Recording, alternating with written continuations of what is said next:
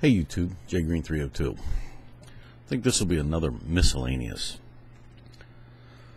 Where do I begin? Let's start with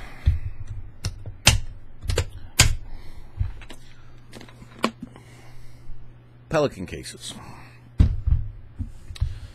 This one is this is a Pelican 1170 case. I think Amazon carries them for around $27, ballpark. I picked up 3 of these in orange. I got one for each car and one for a base medical kit. And I basically went to each vehicle, pulled out my medical kit stuff, and put them in the Pelican case. Pulled all the foam out because I wanted the case to keep it water protected. It was as simple as that. I was like, for $27, I can make sure, because my medical kits were generally in nylon, and everything in it had to be generally packed to be waterproof. And I'm like, this is kind of stupid. So I bought a Pelican case for each car in yellow or orange, just to keep it water protected. Thought that made a lot of sense. And then for my base medical kit, having it orange. Go grab the orange kit. Makes sense. Just, no matter what, my medical supplies will not get wet. It was worth spending the money for me. Thought I'd share the tip.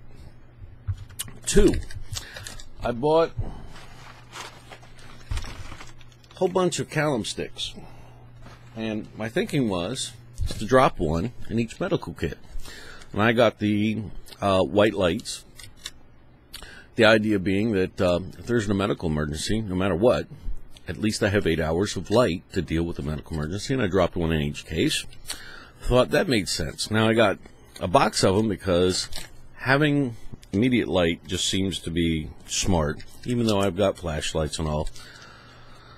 But I had a conversation with somebody, and they pointed out that once you crack one of these, for 8 hours, this bad boy will not stop. And if you are in a bad situation, it's really hard to get that light to go away. And he asked me, he says, do you really think that's a smart move? And I'm sitting there going, he's got a point. When you need light, you need light. But there are a lot of times where you're going to wish to God you could shut that light off. You might want to think about where you plan to use these, because once they start, you can't stop it. And if it's bright, I mean, if you can bury it in your jacket or somewhere, but it's a lot easier to go click in the event that you need to suddenly not be so observable. Just a thought. So I'm telling you, I got orange Pelican cases. I'm showing you a black one. Well, this particular case is for seeds with a desiccant, and these seeds are not a part of my regular kit. These are the seeds that I am germinating now. It's mid-February sometime, and I am germinating, and I've got a particular area of land that I am pretty sure will not be developed, mowed down, bulldozed, whatever, and I'm going to go and establish on that super secret spot as many fruit-bearing edible plants as I can possibly put. And I'm going to let them grow naturally as soon as I can get them to the point where they can self-sustain. And at least then I will have a spot that will be already planted with fruit-bearing vegetation. If for no other reason, a cache for food, in the simple sense that if it's the right time of the year, I know where to go get food because I know where a whole bunch of fruit-bearing plants are. I think the seeds were like $1.50 a pack.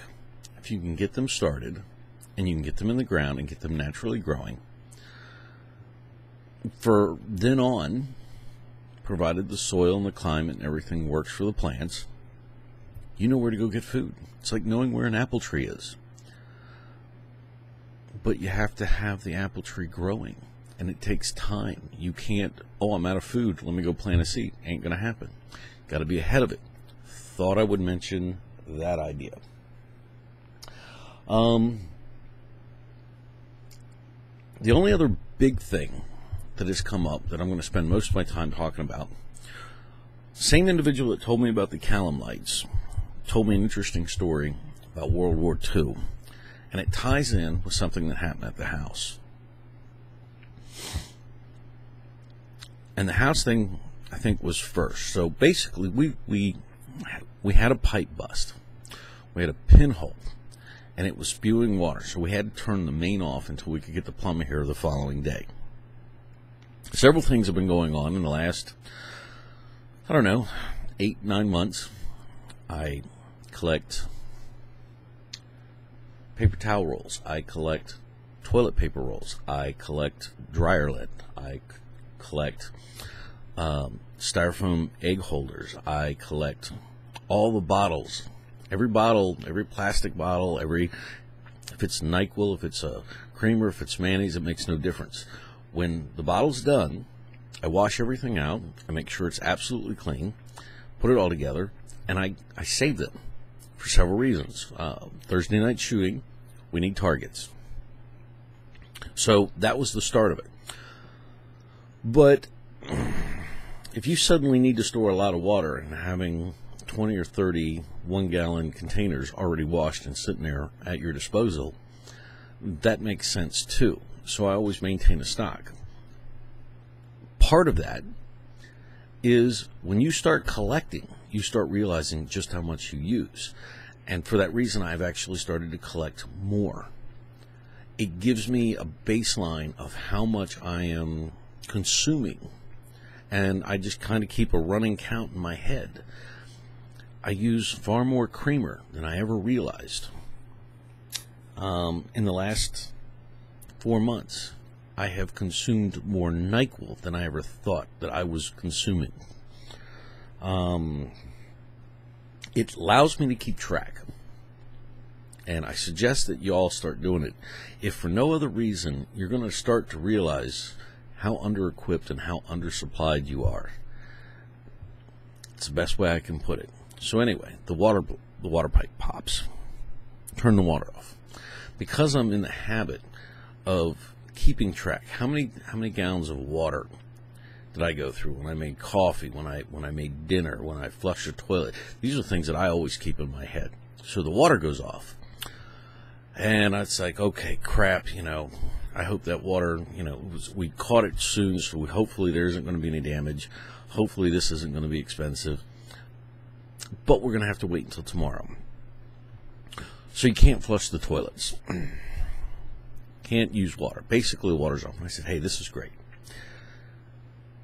We'll treat this like the water's just off for the next 2 weeks.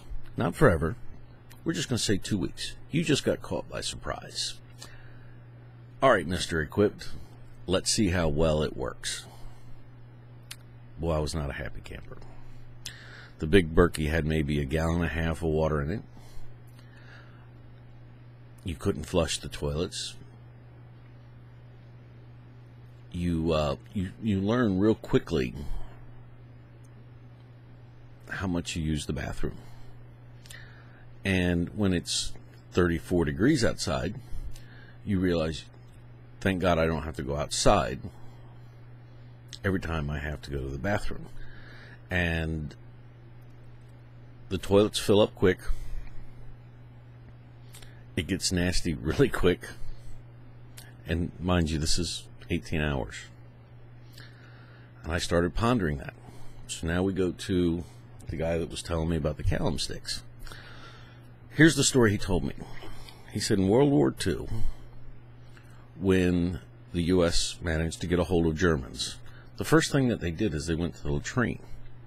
And he said the reason that they went to the latrine is that's where all the important documents were, because they were using it as toilet paper. They didn't have toilet paper, so most of their documentation, instead of going to the trash, was going to the latrine. And as a result, let's just say paper cuts on very sensitive areas was also getting infected because it's in sensitive areas.